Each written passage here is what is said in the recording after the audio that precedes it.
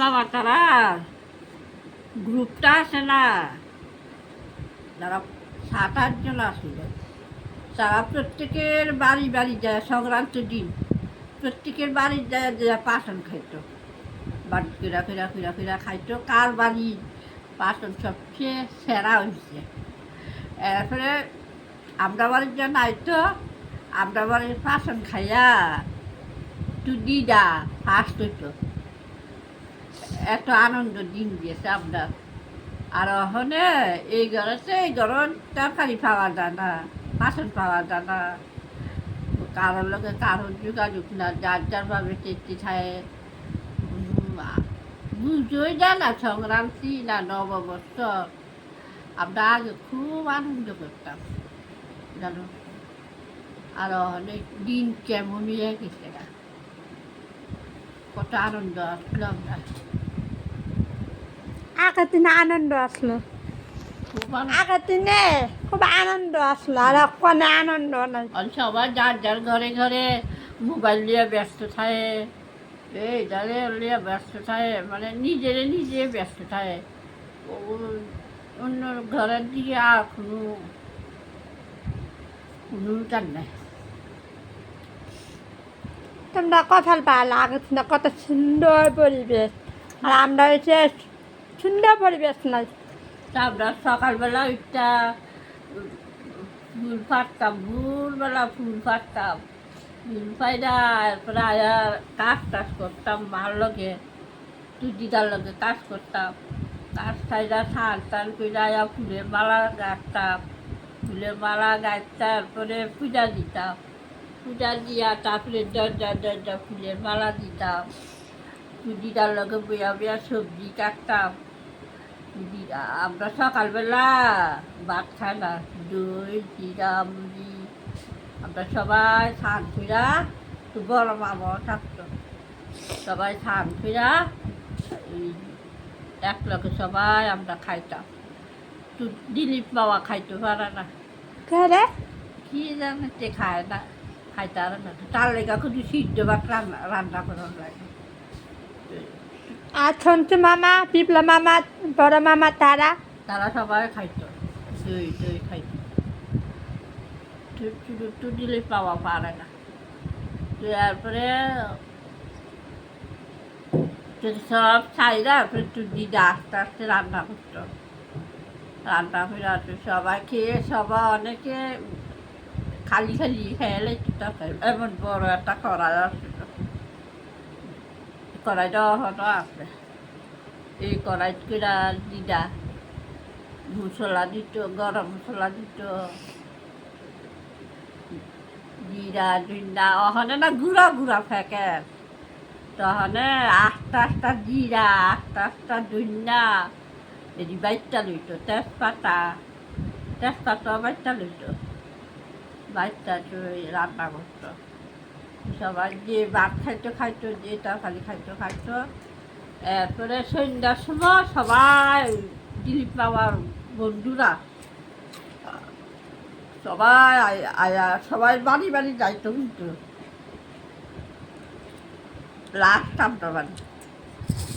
আমরা বাড়িতে আয়া অনেকক্ষণ গল্প টল্প করতো, দিদারও খুব আদর করতো।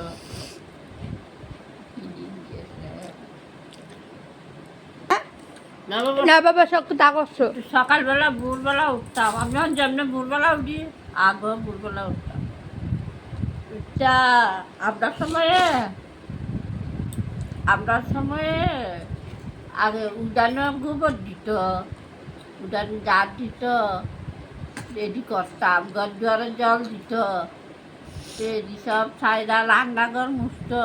তখন তো ডাইনিং টেবিল আসছিল না, তখনের সময় ফিরিট বেয়া ভাত খেত, ফিরিটি সব সকালবেলা দৌড় লাগতো।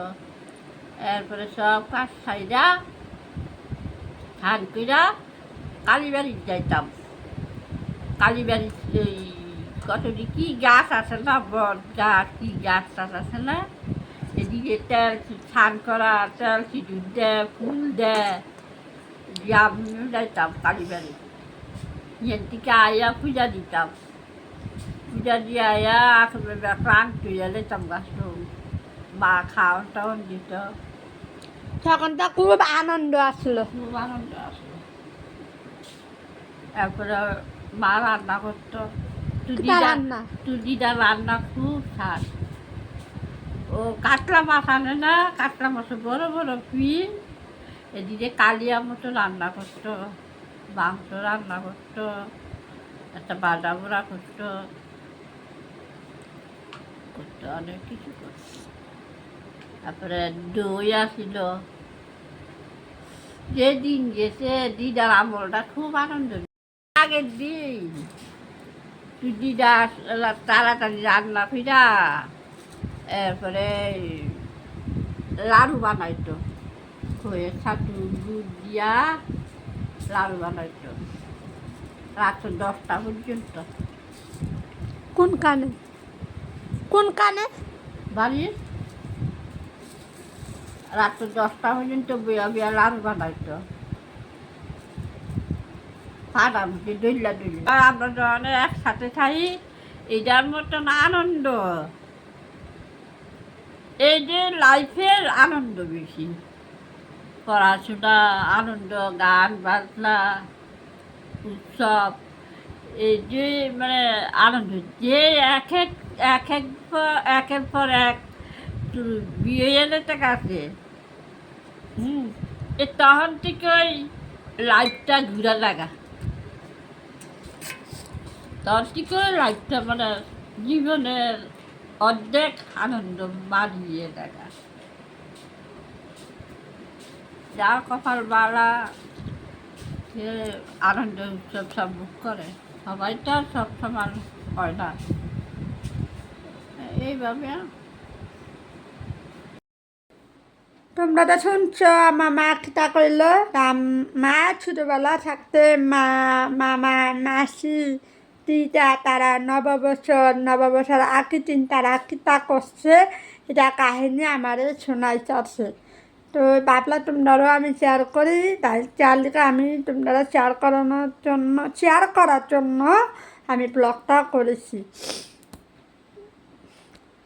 আমি আসলে মামা বাড়িতে না খুব মজা আসলো, খুব মানে ছোটোবেলার থেকে আমি অনেক আনন্দ করতাম। কত বাচ্চা মামা বাড়ি গেছি হিসাব নয়, এখন তো যাওয়া হয় না, যাওয়া তো হয়ে না, কারণ আমার দিদা নাই। আমার তো কয় মামা একটু